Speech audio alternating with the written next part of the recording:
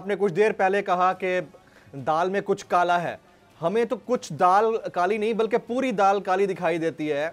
परवेज इलाही साहब को और चौधरी शुजात को आप अलग अलग समझते हैं शेख रशीद साहब? कभी भी नहीं।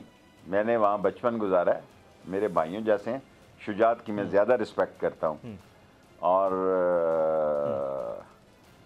जब काफ लीग बन रही थी तो मुझे उन्होंने कहा कि इनको सेक्रेटरी जनरल बनाओ, लेकिन परवेज इलाही साहब का वोट मुशाहिद हुसैन की तरफ था और उनको उन्होंने कहा जी कि हम ज़्यादा कंफर्टेबल हैं।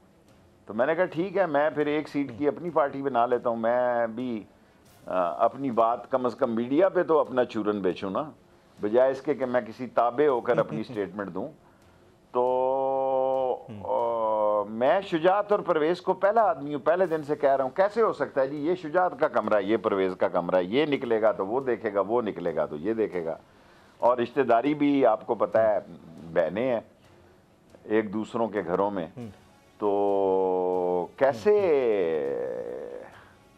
नहीं ये एक दूसरे से अलग रहा है और ज्यादा समझदार है। देखें, शुजात ने मरकज में भी हिस्सा ले लिया, परवेज ने सूबे में ले लिया, 10 सीटें हैं, मजे करें।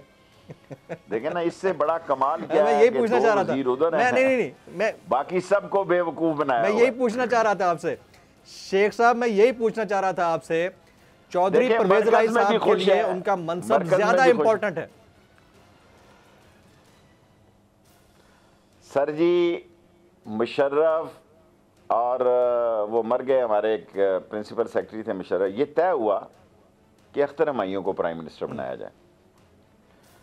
मुझे बुलाया गया 4-5 टॉप DGMI DGI मुशर्रफ साहब और बैठे थे एंड चीफ ऑफ स्टाफ।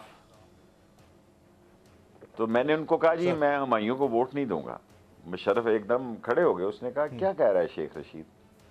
मैंने कहा जी आप भी यूनिफॉर्म में हैं। एक हालांकि अख्तर अब्दुर्रहमान से मेरे बड़े तल्लकात थे, उनके बड़ा, मैं काउंसलर नाहल हो गया था, अभी सियासत शुरू की तो मुझे अख्तर हमायूं ने इजाज़त दिलाई कि मैं काउंसलर बन सकता हूँ। आप देखें ना, हमने कैसे बुरे वक्त देखे हैं कि एक बच्चा उठता है जवानी से, वो काउंसलर बनना चाहता है और उसको डिस्क्वालीफाई कर दिया जाता है कि जिसके ख़ानदान में सारे ही शेख हैं और दुकानों पर बैठे हैं।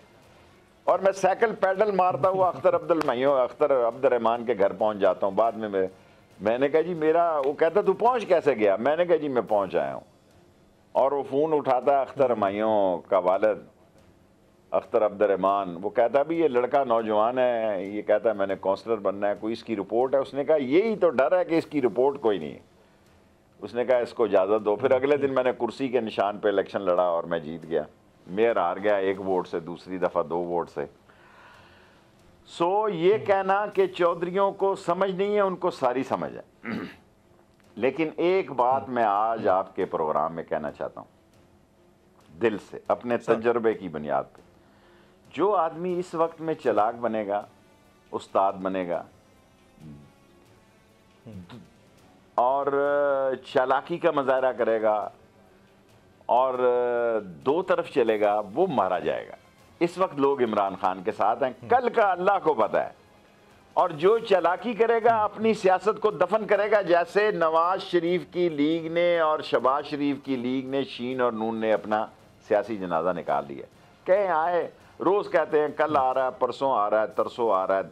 मैं आपको कहता था कि न्यू ईयर वहीं मनाएंगे, ये तो नहीं आएंगे। ये सियासत इनके हाथ में नहीं। देखें, ये जेलों में जाएंगे, ये नैब की तरमीम ख़त्म होंगी, ये कौम उस जगह पहुंच चुकी है कि अगर इस कौम की तर्जमानी सही तौर पर ना की गई तो ये कौम खुद अंदर से बाहर निकल आएगी। मैं अपने हल्के को देखकर आपको ये कहता हूं कि मेरा हल्का मेरे हाथों से निकलता जा रहा है। लोग क्राइम पे तुले हुए हैं, लोग लड़ाई झगड़े से। एक हमारे वक्त में हम तो रजाकार को देख के डर जाते थे, अब लोग SP गुजर रहा हो तो कहे चलन दो, क्या है SP। सो लाकानूनियत की इंतहा हो गई है। लोग ड्राइवर समेत गाड़ियों को अगवा कर रहे हैं, आगे जाके ड्राइवर को छोड़ देते हैं। लाख गाड़ी तो चोरी करना बात की बात है, ड्राइवर समेत गाड़ी चोरी हो रही है और अगले चौक पे शेख साहब यहाँ पर अगर आपको ये वीडियो पसंद आई हो तो सब्सक्राइब कीजिए और बेल आइकन जरूर हिट कीजिएगा। तारीख में पहली बार इमरान खान, आसिफ अली जरदारी, शहबाज शरीफ, मरियम नवाज, मौलाना फजल रहमान और बिलावल भुट्टो सब एक साथ चल रहे हैं सिर्फ बोल पर। सब्सक्राइब करें और बेल दबाएं ताकि कोई खबर रह न जाए।